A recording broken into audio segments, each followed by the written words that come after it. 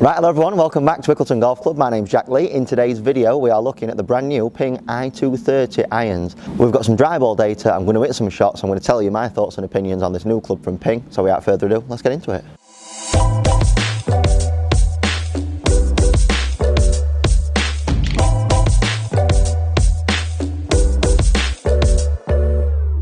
So hello everyone, welcome back. My name's Jack, this is Jack Lee Golf. We're down here at Ickleton Golf Club. I am the head teaching professional here at Ickleton Golf Club. Like I said, in today's video we're looking at the brand new, and I think very good looking, Ping i230 iron. This could potentially be a replacement for my current i210s. So I'll be interested to see how this performs today. So what I'm going to do, I'm going to hit some shots. We've got GC quad set up. I have previously got some dry ball data because I think for a club of this nature we needed to use some premium golf balls. We needed to keep this test as consistent as possible. So I've done that testing prior to this today. I'm going to talk you through the features and possible benefits of this club and talk you through the potential benefits of this golf club.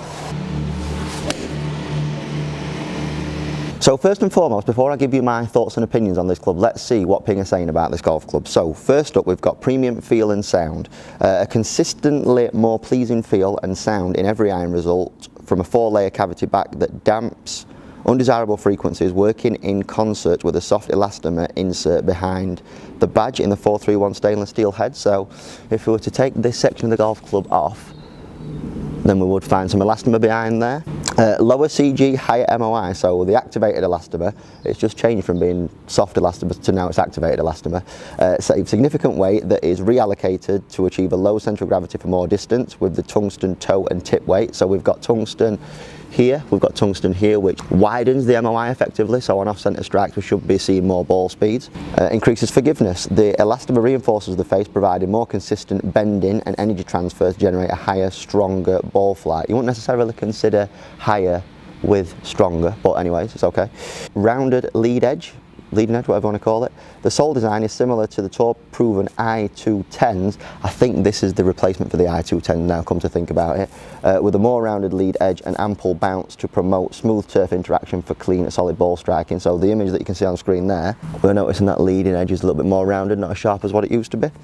Micro max grooves, precision milled micro max grooves deliver consistent launch and spin for accuracy in the long irons and greater control in the short irons and wedges, especially in wet conditions where the grooves and Hydro Pearl 2.0 chrome finish ensure low launch angles with high spin. That is something that we definitely saw in the dry ball testing. I'll talk you through that data a little bit later on, but that is something that is super interesting. One thing you'll notice with these grooves as well, we see a few more of them than you normally see, and also, if anything, a little bit more spaced together than what you normally see as well. So like Ping are saying, that combined with the Hydro Pearl 2.0 finish is for lower launches and higher spin. Compact long irons, so for consistent club face delivery and greater accuracy in the long irons, the 3 to 5 iron are slightly more compact than i210, so a slightly smaller profile, while the mid and short irons are similar blade lengths, creating a tour preferred look across the set. Pictured above are the 4 iron and the 7 iron, you'll be able to see that on screen next to me.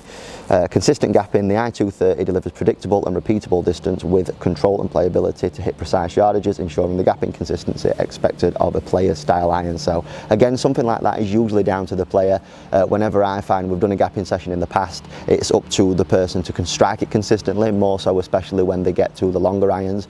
In the longer irons, if that person's not got enough speed to create consistent gaps, then you're not going to get that regardless to what Ping is saying about this. So that is, I suppose, true up until a point, and then it becomes very much on the golfer. Custom fit shafts, they've got a variety of shafts. The shaft that I've got in this today is the Dynamic Gold 105 stiff. Specs wise, so the 7 iron that I've got out of our demo kit, 37 inches in length. It is the standard loft, which is 33 degrees, which is a little bit weaker for today's standards, if you will. A lot of 62 degree lie angle. This is a blue lie angle. It's my spec, so it's 1 degree more upright. And we've got a swing weight of D1, so very interesting stuff. So a few claims there from Ping. So we're thinking about spin consistency, as they call it, a new consistency of spin. We're thinking a softer feel due to this elastomer in the back of the head. One thing that I will say, it's very good looking. And from a feel perspective as well, Ping are not necessarily renowned for making the best feeling irons due to the fact that they don't really make that many forged clubs. They tend to be more cast, but considering that they're putting softer materials in now, definitely getting a softer feel off these. If I had one criticism about Ping irons in the past, it would be that they're not the softest of feeling. I had a set of Ping S55s, I believe they were, a while ago. Short irons felt okay, got into the long irons, very dead response off the face, and they were very, very harsh, so I soon binned them off. I went to the i200s after that. My current set is a mix between i200s and i-blades. A little bit softer, but if Ping are saying that they're making it even softer still, these could be a potential replacement for my 4, 5 and 6 iron. I do like a combo set. I'm not entirely sure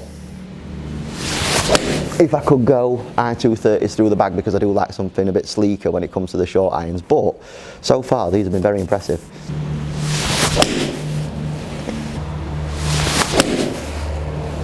They do feel very good, you know. I wouldn't say a lot softer than I expected, but there's definitely an element to them now where they're nowhere near as harsh as what they used to be, and I think Ping have been gradually working on that for a few years now. Right, well that's some shots here. We're now going to review the dry ball data that I got a little bit earlier. There were some very interesting findings from that test, so let's swivel this camera around, let's have a look.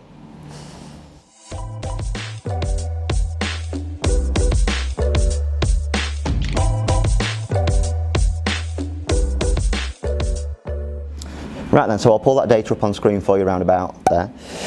First things first, we saw ball speeds 117 mile an hour. You might notice a gradual increase as I started hitting more shots during that session. You know, ups and downs, that kind of stuff. Missed strikes could play a factor in that.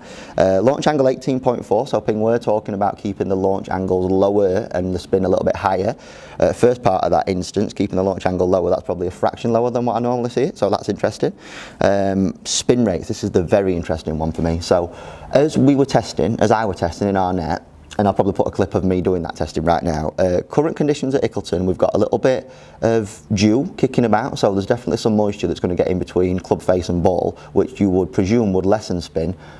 One thing that I've been extremely excited about, I dare say excited, is the new Hydro Pearl 2.0 finish, and I know that coming from the Ping Glide 4.0 wedges, they're finding that you can retain as much spin now with water in between face and ball than you would in dry conditions, and that could be a massive game changer. So for me to see average spins of 7,600 with the consistency as well of seeing the lowest spin being 7,200 and the highest spin 8,200, so only 1,000 revs of spin between 10 shots, I think have we got here, 8, 9 shots, something like that. That is absolutely massive. It just then becomes easier to predict how far things are going to carry, how quick things are going to stop. If anything, I would say that spin is a little bit excessive.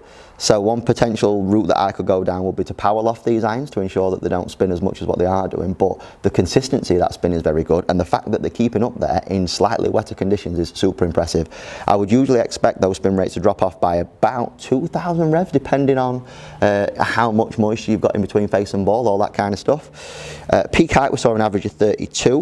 One thing that you'll notice on this graph that I'll pull up now is we saw a very consistent peak height, so the trajectories of those shots were very, very similar from shot to shot. We saw carries, the front and back dispersion, again very impressive. So we saw the shortest shot being 155, the longest one being 161. Only 6 yard distance between that front and back dispersion. So if I knew that I wanted to hit a shot round about 160 or 165 perhaps, have something pitch short and roll out to that depending on ground conditions, I know that for the most part I'm going to hit that number every single time, so that is very impressive. Dispersion wise, I was hitting into a net, so it's hard to gauge what straight was. You'll see that the grouping of my shots was pretty good, but it was a little bit to the right, again because I didn't quite know which part of the net to hit into. I think if I were to adjust my aim a little bit further to the left, it would have been even better than what it was. So some conclusions to come out of that test. The spin consistency is very, very impressive. As I look to get maybe a new set of irons this year, you guys might know I'm a big fan of a combo set. It could be that I look to get i230s in my 4, 5 and 6 iron, and then 7 to wedge I might look for an i59, something like that, or maybe even a blueprint. So definitely a contender. I think there's a bit more testing yet to be done. If you guys would like to see me test these on course and perhaps put them against my current i-blade, something like that, leave me a comment in the section below. Drop a like on this video, so if we get, let's say, 50 likes, I'll look to take these out on course and test them. And yeah, apart from that, if you've enjoyed this video, please make sure you are subscribing to the channel. We're making a huge push for 5,000 subscribers at the minute. We've just gone past 4,000, which is mega exciting, so thank you ever so much for all of you that have been supporting the channel recently. And apart from that, that is it from me today. So again, thanks for watching, and I'll catch you in the next one, hopefully with that bad boy out on the course. So later, see you in a bit.